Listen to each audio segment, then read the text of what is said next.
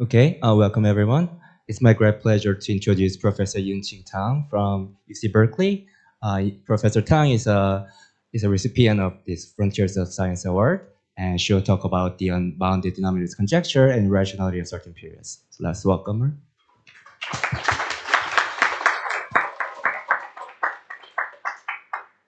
Thanks, Yunso, for the introduction, and it's my great honor to be here and receive the prize. And today I'm going to talk about the joint work with Frank Calgary and Vasyl Dimitrov. Let me just say a little bit about title and what the talk is going to be. And so I'll start from the so-called unbounded denominator conjecture for module forms, and then somewhere in the talk, I actually explain to you why these two things show up like in one talk. And so the key ingredients which we use in the proof is so-called algebraization theorems, which actually build on the early work of Ivan J. And then so I'll spend some time discussing that part. And then once we state actually like Ivan J's theorem works more general than algebraization theorems, so it actually has application towards the irrationality of periods, which will be the last part of the talk. Please feel free to stop me if you have any questions. So let me start from the unbounded denominators conjecture. Okay, to make everyone on the same page, I'll just explain what do we mean by module forms. So module forms is of weight k and the level gamma, where gamma is a finite index subgroup of SL2Z, and a module form of this level and this weight is a holomorphic function on the half plane, and such that so it satisfies this transition condition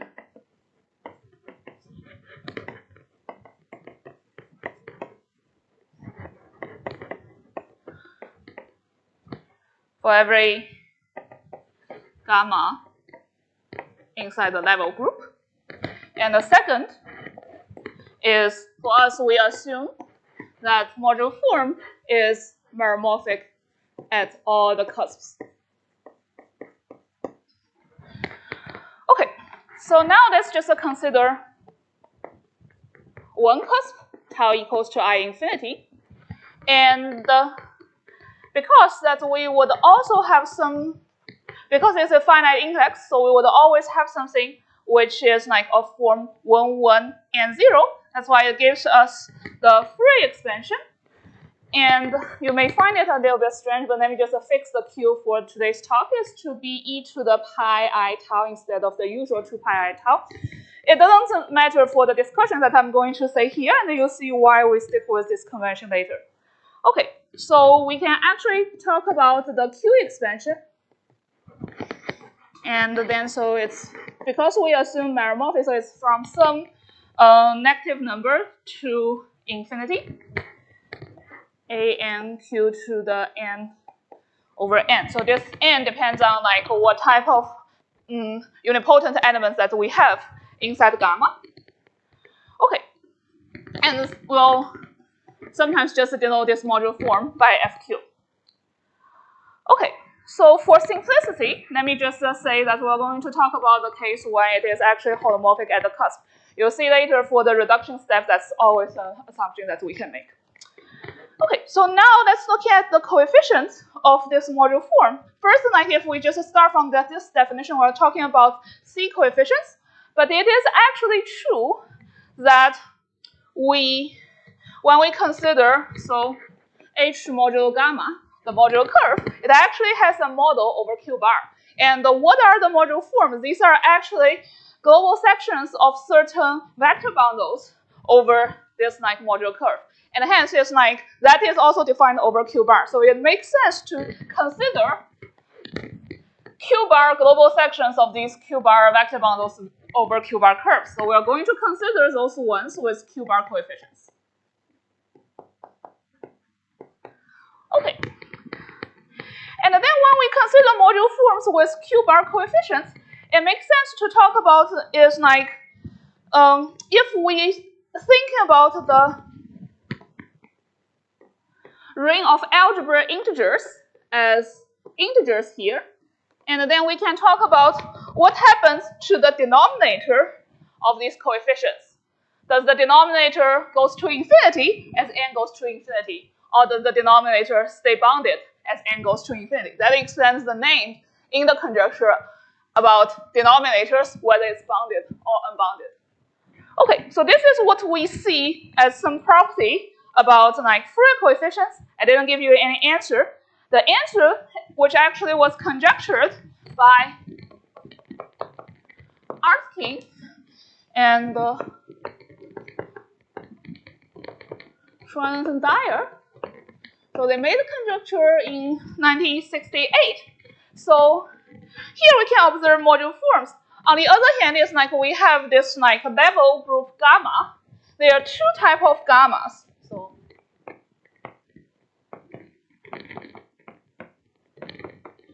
one is so-called the congruence ones. Namely, it's like there exists an n such that gamma contains gamma n, which is the matrices congruence to the identity matrix mod n. And so the rest, it also comes with a name called the non-congruent subgroups, i.e., so there doesn't exist an n such that gamma contains gamma n.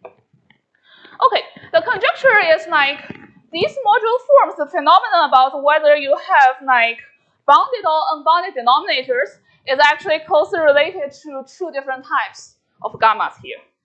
Okay, so let me actually give you an example. Consider the modulo lambda function, and then you do not need to know what explicitly the Fourier expansion is, but I just write it here so that it's easy for me to explain the properties that I'm going to observe.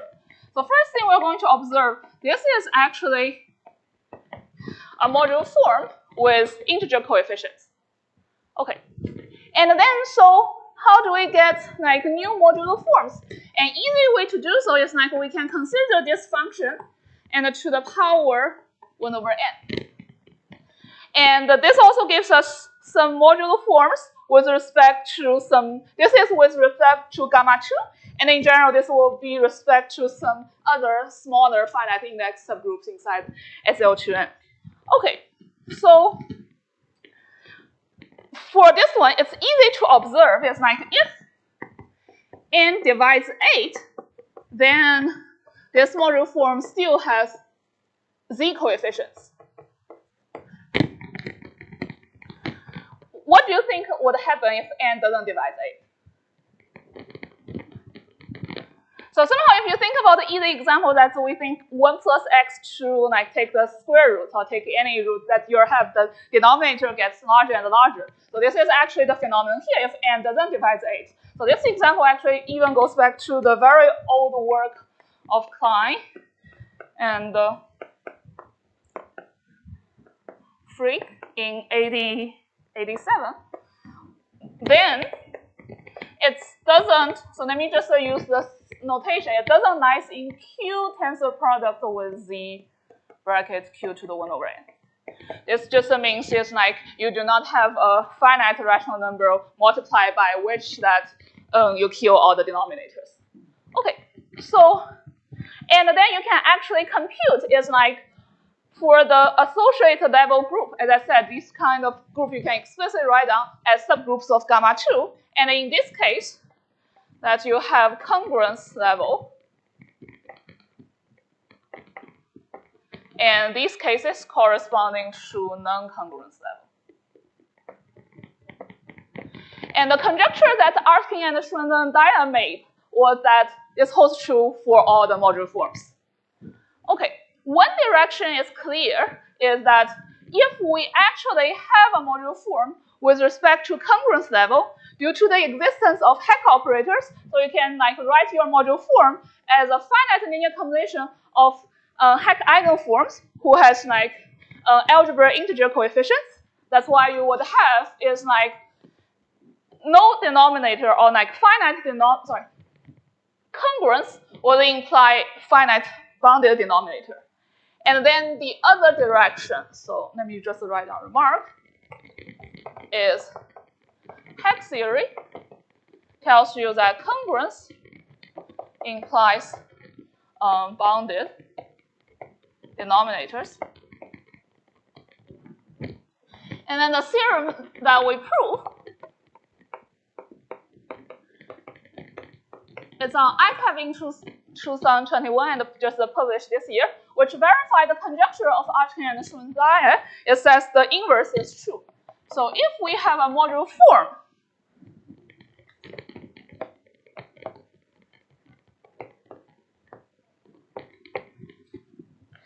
so for simplicity, let me just write z bar as, because if you are just multiply with a like a rational number here, it's the same weight module form with respect to the same level. So if we have a modular form with like integer coefficients, then f must be a congruence module form. Namely, it's like the largest gamma such that like f is a module form with respect to the level gamma is actually a congruent subgroup of SL2Z. Okay, so let me just make some remarks about what do we know about these module forms. The first thing is like for any module forms, for any f, n is any positive integer, so which later on will be the level. So by level, I mean the LCM of all the cusp widths. But if I don't know f is a congruence module, how do I know? I'm just asking for you about the cusp width. So it's a finite index subgroup. That's why you would always have some like unipotent elements here. Yes, thank you. Yes, okay. So any other questions about the statement of the theory? So initially, when we introduced Yeah, so that's okay. But that's okay. It's like one thing. Let me just, since Koji asked a question, let me just answer the question. It's like you have the delta, the weight 12 cusp form, which is z coefficient, and then which kind of 0 at cusp. Then you can always use it to multiply it and to kill your like poles, and that's why it doesn't matter. Yeah. In the end of the day, yes, but I do not know how to prove it a priori. It's not something you can see using Hecke theory. Because it's like, so let me not try to say yes or I do not know. Okay. Yes. Okay, so here's the part is for any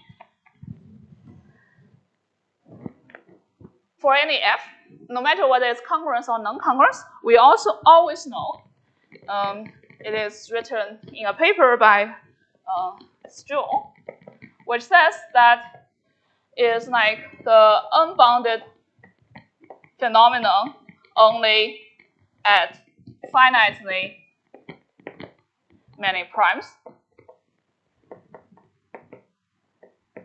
So no matter what type of modular forms you have, whether it's bounded or unbounded, the unbounded could only happen at most finitely many primes.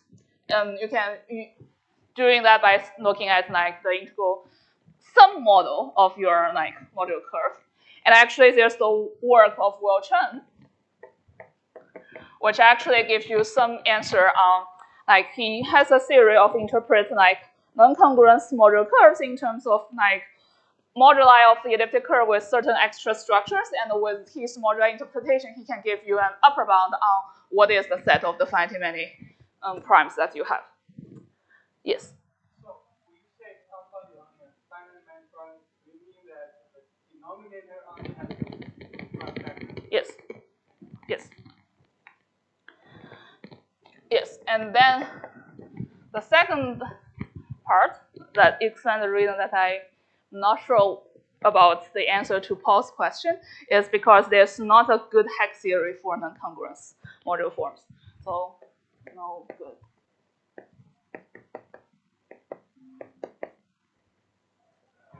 Okay, so let me just I'll say this goes back to the words of Arkin. He makes some observations there, essentially prove the conjecture, which says the following. It's like, of course, you can define hex operators using like the usual double coset definition. But what you end up having is actually is like you take the smallest congruence subgroup, which contains gamma, and then you can take trace from gamma to that smallest congruence subgroup and get a congruence module form there. And then all your hex theory is about hex theory on that congruence module form. Yeah. Okay, that also explains that this remark is like the first thing about like you want to see the difference is why the old proof doesn't work. And the reason why the old proof doesn't work is like you just don't have a good hex theory for non-congruence module forms. Okay, so I think that's all I want to say about the statement of the theorem. And then I'm going to move on to give you a vague outline of the proof, which will give me the opportunity to introduce Evangel's beautiful work. Any questions?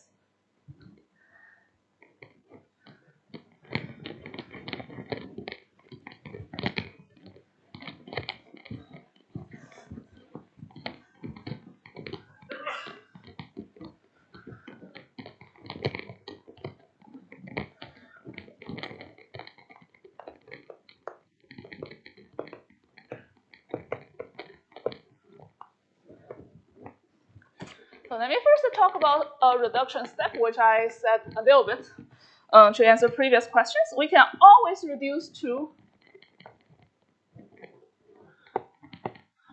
weight 0, and f is z coefficients. Okay, so basically to get weight 0 is like we can use the Dedekind eta function, which is weight half. You take the square, it's a congruence module form, and it has z coefficients. You can use that one to adjust your weight. And then you end up having something of weight 0. And then for z case, it's like you can ignore this reduction because for what I'm going to talk for the rest, it actually holds for number field. We were just lazy in our first version, so we wrote for the z coefficient. And but you can also do a reduction step using like Galois theory to do this case. Okay. Then why do we want to reduce to weight 0 case? Is okay. Let me just say. Actually, that's a line we sent to the Quanta article to explain to non-mathematicians about our work. Is that we already know two things. Is we know that the congruence module forms, this space is actually containing f with z bar coefficients. Okay, tensor Q. So we already have like one vector space over. Let me just say Q bar. One vector space over Q bar containing the other vector space over Q bar. Okay, and in order to prove, and the theorem just says that these two vector spaces are the same. And then, so which means it's like, the way to do so is like you prove these two vector spaces have the same dimension. And hence, in other words, it's like we want to have an upper bound of the dimension of this vector space and compare it to the dimension of that vector space and see what we can say. Okay, so let me start from this one that we understand. And the reason is like, okay, first, when I say dimension, it doesn't really make sense because both of them are infinitely dimensional if I allow like all the module forms of all weights. But if I restrict myself to weight 0 and fix the level in some way, then we actually have a finite dimensional one. So let me explain this part, which will also related to Yihan's question. So we define the so-called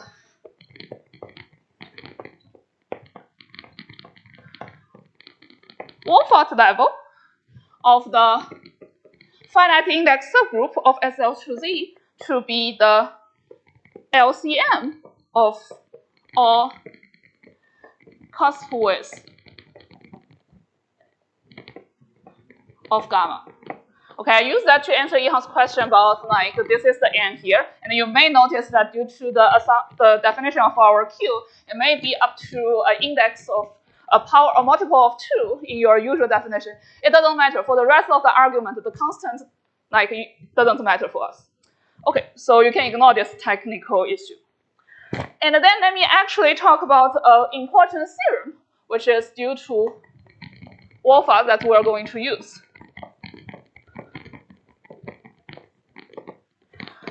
He says the following is if gamma is congruence, then and the Wolfart level is divides n, then gamma contains gamma n.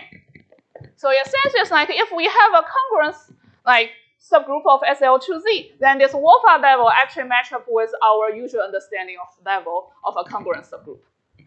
Okay, and then so as I said, without loss of generality, we'll just assume 2 divides n. If not, you just kind of work with the intersection of gamma and gamma 2, then the rest will be fine. Okay, then what we are going to have is like this theorem actually tells us that the Q lambda vector space of with 0 congruence modulo form with Wolfart level divides n has dimension over Q lambda to be just everything must be defined over gamma n, and then we're looking for its index over gamma 2, and this is roughly n cubed. This roughly is as n goes to infinity. Okay, so this explains the more concretely what do we mean by count dimension is if we reduce to a 0 case, and then we fix the Wolfart level of our group, and then everything is finite dimensional over like the lambda line, and hence that's the dimension. So we already have control of the dimension of this first vector space. And then, so lambda is this lambda. And I'll keep this one here.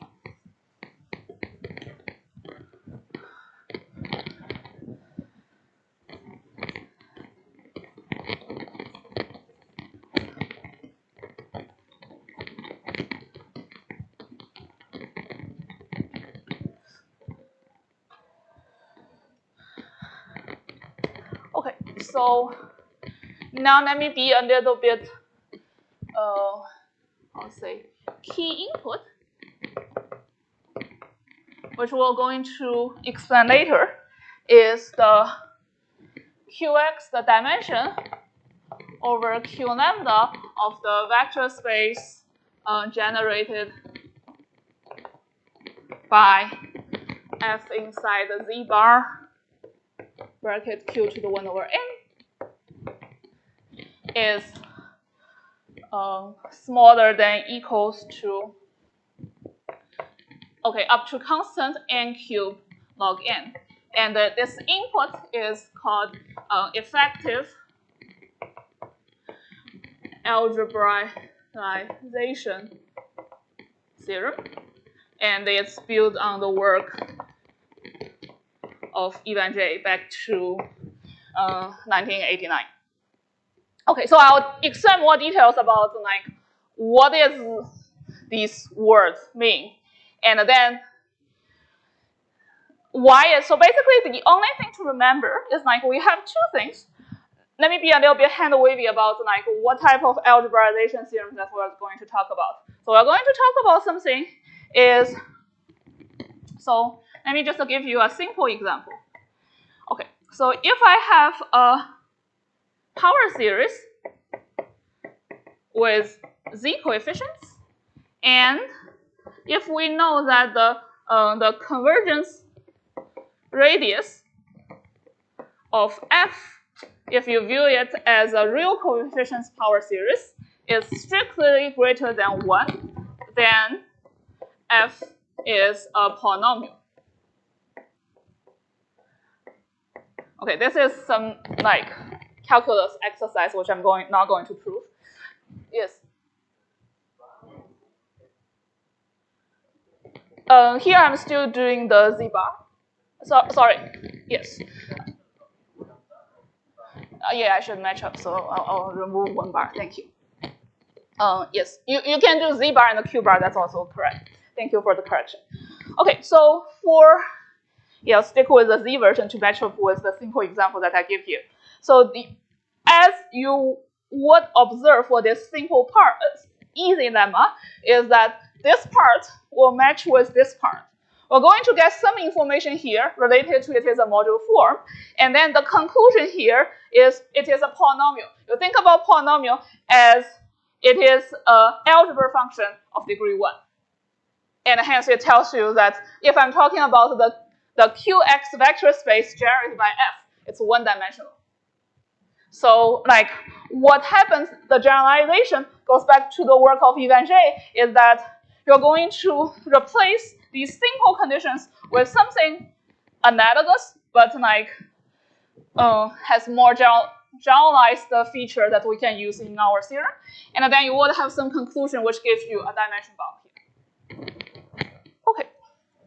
So let me just put this part as vague as it is right now, and I'm just going to finish the schedule proof to ensure you that what's the other ingredients, and then we're left with this part to discuss. Okay, so the step number 3 is that, so you can see right now it's like we are not in the ideal world. In the ideal world is we have 2 vector space, one contains the other, and we want the dimension to be the same. But here it's like we don't have the dimension to be the same. How do we conclude? Okay, the conclusion is like if there is a counterexample to the unbounded denominator conjecture, namely it's like you would have something with z coefficients, but like a non-congruence, and then there are many counterexamples. Okay, this part can be made precise and actually use Sayre's work on the there's no good hit theory on Artkin's conjecture. And then basically it's like what happens here is like if you actually let the level n goes to infinity, and then the speed that you produce counterexample is faster than the leeway that we have here, which is log n. It's actually an easy argument using prime number theorem. As you see, it's like, okay, so this implies that contradiction. That gives contradiction using the n cubed log n bound. Okay, so this is actually a general feature, since I'm having this part here, related to our applications of these algebraization theorems. It's like in very rare case, you would have an upper bound which is very, very sharp. Very sharp, namely in this case would be it should actually equals to this one. That is very hard. But usually you have some way to actually saying that the gap is small enough that we reach a contradiction. We'll see an example when we do the irrationality of periods again. Okay, questions? Sorry, you said something about art? Yes. The Artkin conjecture, not the Artkin. Yeah, the Artkin conjecture about no good heck form. So yes, I'm not going to talk anything about the Artkin conjecture in this talk. Yeah. Okay. So now I can erase this part, assuming everyone remembers that this is something which equals to Q plus some higher order terms with z coefficients. That's the only thing we need to remember. Okay, so now let me talk about the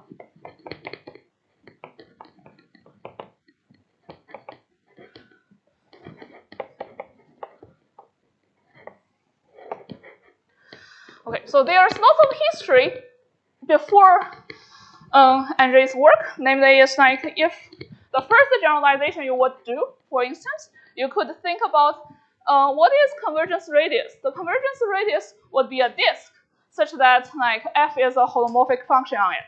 And then why do you need to work with a disk? You don't need to work with a disk. You can work with any simply connected domain inside C. And then you actually don't need holomorphic. Meromorphic is good enough for the purpose. And these are all go back to the work of Burrell and Polia. And also there's the like periodic version due to like the work and Berchendas. And they all give you some generalizations of this one. But then now I would directly jump to the situation in Andre's work. And then one application of this algebraization theorem, back then it's actually the qualitative version, usually just tells you that you actually has a finite dimensional vector space, was used to like solve like the Grothendieck p-curvature conjecture in some cases. You can read Eve's paper on that. Okay, here I'm just going to talk about a special case of his work. So we consider a z-coefficients power series. And for people who want to think ahead, x in this talk will be lambda over 16. Okay, and so this will be our coordinates. So here, Eve's idea is just like, why do we actually need to work with like a disk which is like injectively mapping to your coordinate? No, you don't have to. So you can just have any map. So if I do this as coordinate z, you can have any map from, you do a substitute. And the condition that we have is like it maps 0 to 0. And then, so to replace the convergence radius equals greater than 1, we'll have the absolute value of derivative as 0 greater than 1. And then the convergence condition replaced by f composed with phi is meromorphic on the disk. Then f is algebraic over qx. So basically, you can say the graph of f actually defines you an algebraic curve, which admits a finite map to P1. And or you just say it's like this is this element when you adjoint f, it gives you a finite field extension. Yes. Yes. It's just any holomorphic map. Yes. And let me just give you an example. So for instance, it's like you could consider f to be square root of 1 minus 4x. And then, so you can actually take, for instance, this one is like ramified at 1 over 4. You can take the universal covering. You ramify at 1 over 4 and infinity. You can take the universal covering. That one actually has like the derivative. You can have the pick a disk as large as you want, and then you conclude this is an algebraic function. Yes, I didn't prove you a new theorem, but that's kind of like a way to think. Okay, and then in our case, so before I move on to make more remarks, is in our case, it's like, what do we have? We have FQ, which is like, let me just consider a simple case that I don't have an M. So it's actually z coefficient like cusp width of 2 at I infinity. And this is the same ring as z bracket lambda over 16, which is, I said, our x here. Okay, so basically it's like what we have, we of course have like, it is a module form, so your Q actually lies in 0, 1. And then so we actually have the map lambda over 16, which is a map from the unit disk. So this is Q to C, and this is our just lambda over 16 here. Okay, so you feel that you're in the boundary situation. It's like if I can find something whose derivative, this one has derivative equals to 1, whose derivative is larger than this map, we can actually use Eve's theorem and conclude that this is an algebraic function. So this is something that we can do. I'll tell you later. But then let's think about what does the conclusion say. The conclusion says that this modular form is actually an algebraic function over P1 minus 3 points. So far you feel that also I didn't prove anything. It's because we know it's a weight zero modular form that is on some like finite index level. So it lies on some algebraic curve. So of course it is algebraic over like P1. But what is important? The important part is like this theorem is actually effective. So if you look at Eve's G function book, you see that he actually gives you a bound on the algebraic degree in terms of phi. So that is important because it's like what we are doing here is like we want to bound some dimension. And you think about the dimension here related to the algebraicity, it's just like you're bounding the dimension of the vector space spanned by 1f squared powers of f. And so Eve's theorem actually applies to that case. So he actually gives you an upper bound of the vector space. That is what is important for us because we want an upper bound of the vector space. Okay, so now I owe you two things. The first is like I said, there exists something better than this function. And then what did we do beyond Eve's work? Okay, so let me first answer this question. To answer this question is, now let's look at the general case. So now back to the general setting. That we have n to be the Wolfart level. What we can actually have is, so now we take our x to be lambda over 16 to the 1 over n. That is to compensate that we have q to the 1 over n here. Okay, and then in this case, what we are looking for is like, so the lambda over 16 take 1 over n map is a map from D01 to C minus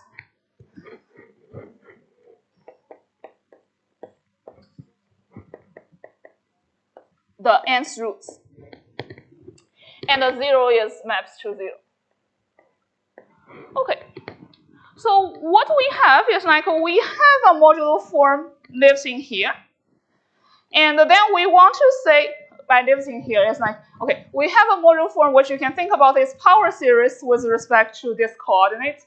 Because we have, so fq lies in q to the 1 over n. This is the same as q to the x. Okay, so we have a formal power series here. And what is important is we can take phi to be, essentially speaking, from D01 to this object here, which is the universal covering. Okay, what is the difference between these two maps and still 0 maps to 0? The difference is like for this map lambda, the only pre-image of 0 is 0. That's the Q expansion. But because we already take this like 1 over n, and we know that this is actually, what does 1 over n mean? It's like the Wolfart level tells us that all the local monodromy that you have in your covering from your like gamma level modular curve to your lambda level modular curve, all the local monodromy has order divides n. That's the meaning of your like cusp width. Cusp width tells you what happens to the local monodromy of this map.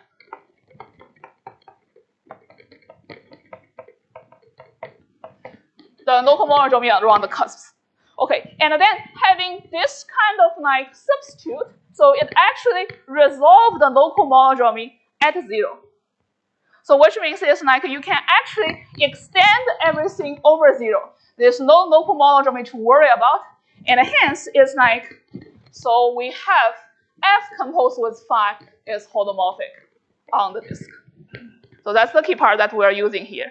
Is we have we have functions here, and the local monodromy is controlled by the cusp width, And then this substitute kills local monodromy, and hence we can choose our phi to be the universal covering. Okay, and then so universal covering is the one with the largest possible like derivative at 0, and this one has derivative 1, so this one has derivative strictly greater than 0. And, okay, let me just summarize where we were. Is that we are in this nice z coefficient setting as in Andre's work. And then I just explained to you is like, how do we choose a phi with derivative greater than 1? And hence, plug into his theorem, we actually get an effective bound on the dimension of all the module, the space generated by all these module forms. Okay, the only thing which is like missing here is I assume he didn't have our application in mind when he wrote his book. That's why he didn't try his best to improve his like upper bound for the like vector space. So we tried, and actually after like our theorem, that Eve sent us an email which leads to like alternative proofs of our bound. So let me actually just give you.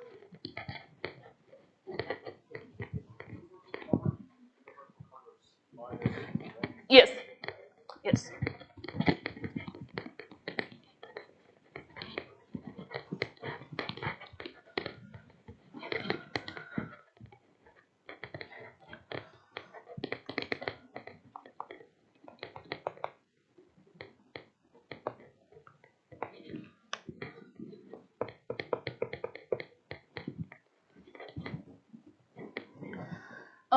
You don't need to worry about the assumptions that I'm going to write down, as it's just the kind of we translate everything into a setting which works for the application. And you should feel free to just think about the case when n equals to 1, because that is the case that we're going to use in later work. So I'll also explain to you what the notation means in our application.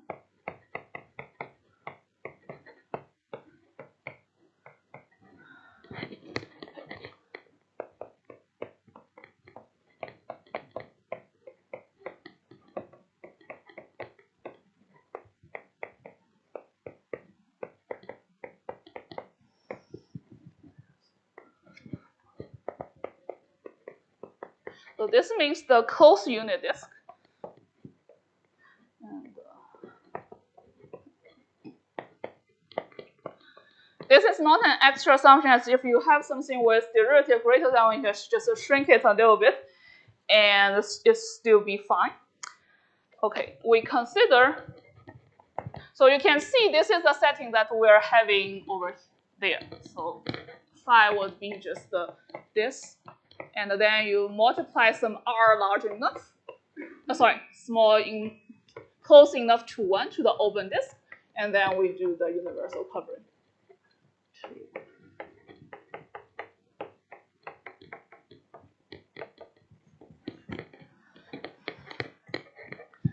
Consider odd power series such that it has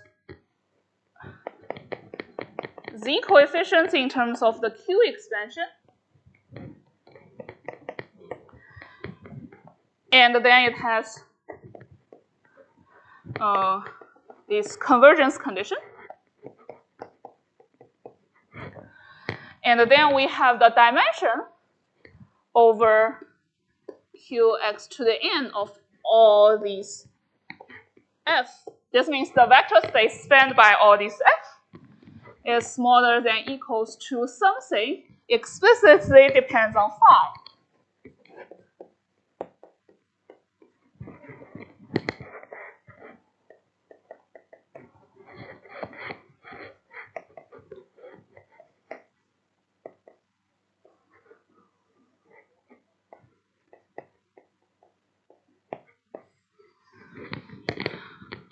Okay, so let me just say what's going on.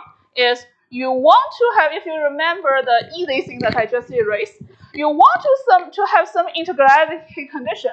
We wish we are in the simple case, but we are not. So we have this kind of like weird-looking change of variables with kind of integral conditions at 2 different places. And then you can actually geometrically formulate it in terms of like integral models of certain arithmetic surface. That was done in the work of Boss and Shah. And okay, I'll mention their work later, and that will be helpful for our second application. And then, so when you have an integrality condition, you have some like convergence condition, and then you would have an upper bound of the space. And then in order to get this one, we actually explicitly compute these things using some complex analysis, and it gives you that bound.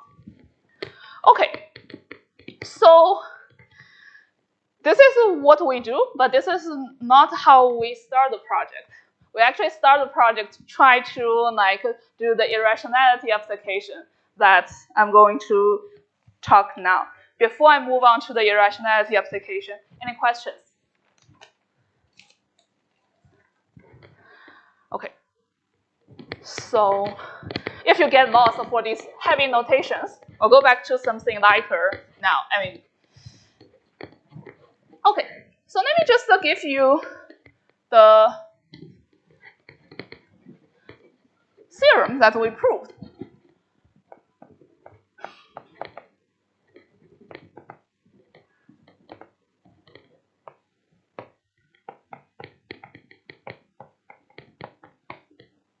That's in a preprint that we put on arXiv last year.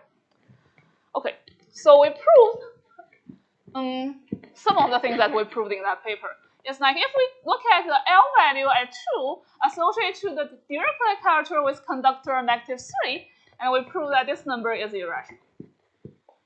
And what else did we prove in the paper is that we can consider product of logs. Here, m and n are integers. We don't want it to be 0 or -1. And by Shanyo's type of conjecture, you would expect this number to be, okay, unless these two things are like very specially related to each other. Otherwise, you would expect this one to be a transcendence number. And in this case, we prove this is irrational under the assumption that m and n, the ratio is very close to 1. Okay, so this theorem and this part definitely looks like nothing to do with each other at this moment. So I'm going to tell you that how are they related. So I'm just going to say one line first before I go into the concrete explanation. It's like I'm going to focus on the first case. I mean, the idea of the proof is the same. It's just the first is like, how do people prove irrationality? Especially when you only have scattered results, is that somehow there's someone who's very smart who construct like some of the like rational numbers which approach this irrational to be proved irrational number very quickly. If you are interested in this topic, you should ask Johannes. And he and his collaborators proved construct lots of like exciting kind of rational approximations. Okay, so when you have like a sequence of rational number approximate this one, you can actually construct a generating series using this rational approximation. And those generating series are going to be the input of our theorem here. Okay, so I'm going to actually tell you the property. So first thing is, let me just I'm going to have the easy version of the theorem. That is the version that we are going to compare to. Okay. So all you need to remember is you have some z-coefficients power series, some kind of substitute will give you some complex analytic property, then you have some upper bound of the dimension. That's all you need to remember. Now let me tell you is like, what's the setting that we have here? So it goes back to Zagi's work. And then so he constructed certain rational approximations to this number, and then let me just formulate everything in terms of generating series. So we have one power series with z coefficients, and the other power series with q coefficients, but we do have some control on the denominator. So this notation means the LCM of all these numbers kills the denominator of Bn. And then what we know is that A and B satisfy, probably I should actually put myself in the ODE section. They satisfy a linear ordinary differential equation on P1 with singularities at 0, 1 over 9, 1 infinity. You may recognize these are the cusps of the modular curve x naught 6, and that's how you can give geometric interpretation of this construction. Okay, so far they have nothing to do with this number. It's like, what you know is like these are power series, these are regular solutions of this differential equation at 0. That's why they converge to the first cusp. Okay, but this thing comes in as the L value times AX minus BX actually converge on the unit disk of radius 1. Namely, it's like this linear combination kills the local monodromy at 1 over 9, hence it converges to the next cusp. Okay, now we are in some way that you feel that we're in the setting. Okay, so the proof would go this way. It's like assume for contradiction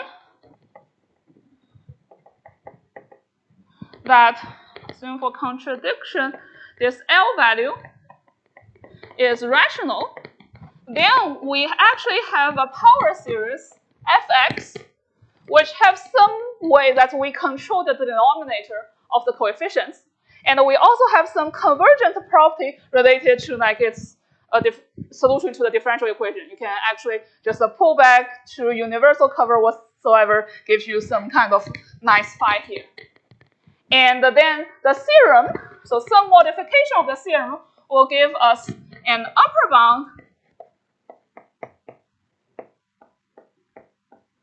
of the dimension of such functions. What do we mean by such functions? The such functions are things such that the denominator is killed by this way, and it satisfies a linear differential equation with singularities contained in this set.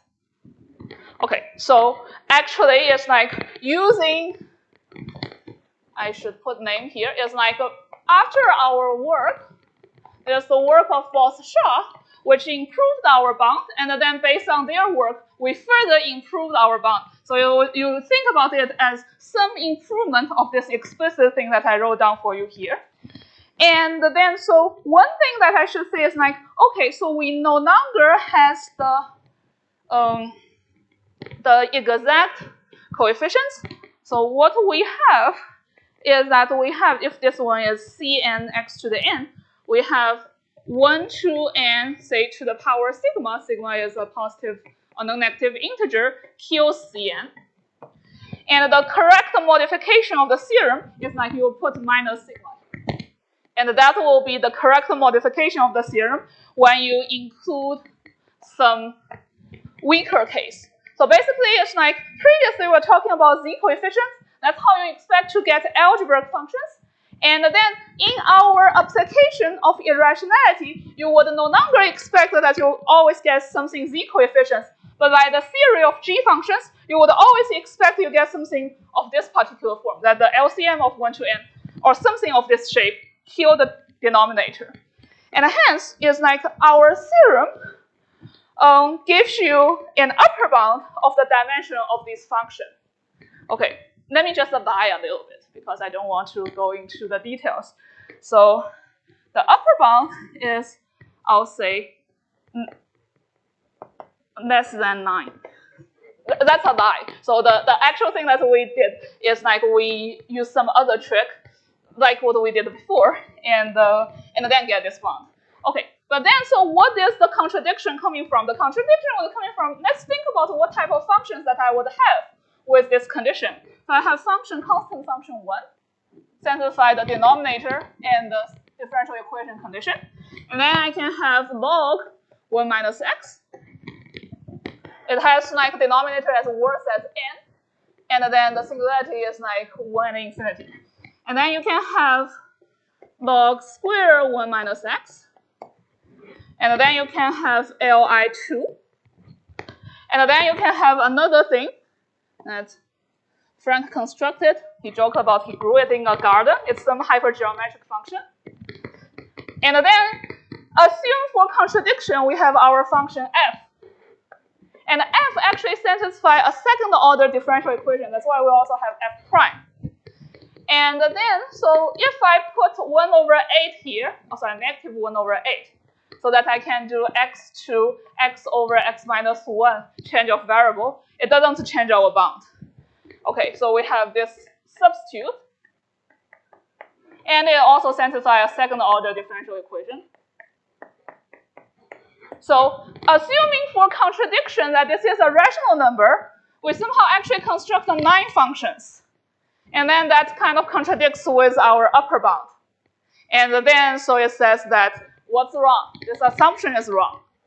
So this tells us contradiction. We shouldn't have assumed this is a rational number. And go back to the original point. As I said, the upper bound is never sharp. Because actually, so far, we only have 5 honest functions with these conditions. But we do have some leeway, is that if we assume something is irrational, something is rational, we do have some functions which shouldn't exist. As far as you have many functions which shouldn't exist, which fill the gap between the honest worth and whatever bound that you can get, then you actually get the irrationality result.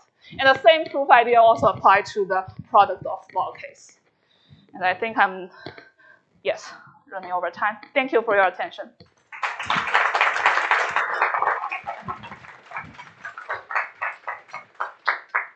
Thank you very much for the wonderful talk. Any questions for the speaker?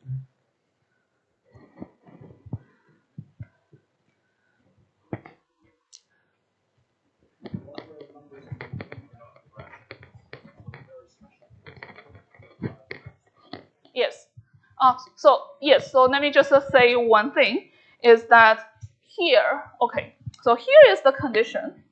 You see something in the denominator, which I actually put down, is that you can think about it as the following, that there are lots of periods. People construct lots of rational approximations, and then, but some of them grows fast enough, some of them do not. And then what we did is like for the ones which didn't go fast enough for the previous people to get irrationality, maybe it's faster enough in our framework. And the faster enough is translated to this one. So actually it's like you have something which controls the denominator, and then you have something which is something you're going to find. Namely, it's like a pullback, which I buried it inside the solution for differential equations to pull back to universal convergence to converge.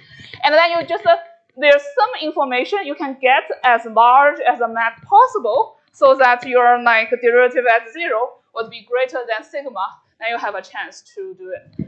And so if I compare to the classical case, people just use the convergence radius here. And then we use, like the idea goes back to Andre that he said, why do we actually need to work with convergence radius? We can work with this larger constant. Yeah. Any other questions? Actually, I have a very naive question. So, so can you say something more about this step 3? So once you have a count example, then you can produce. Yes.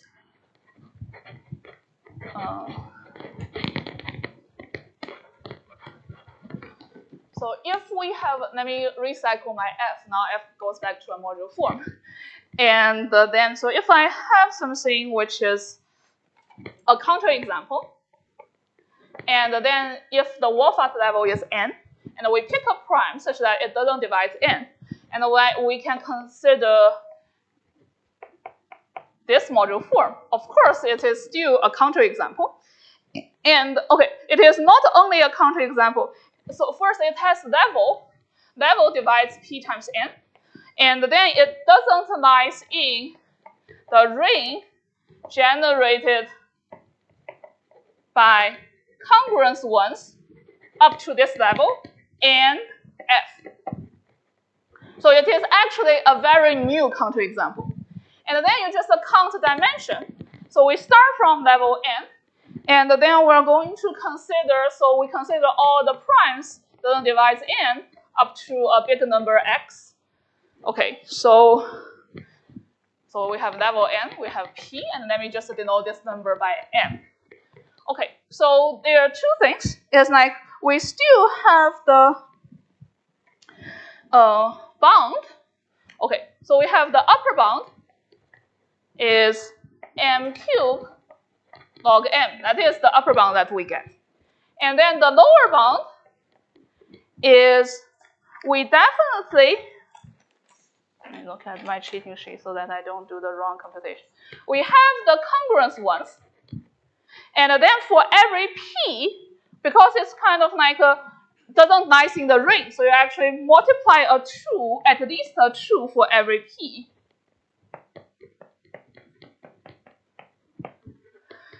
And then you can use prime number theorem, and you see that this one is much larger than that one as x goes to infinity, and that gives you the contradiction. Other questions? If not, then let's thank the speaker again.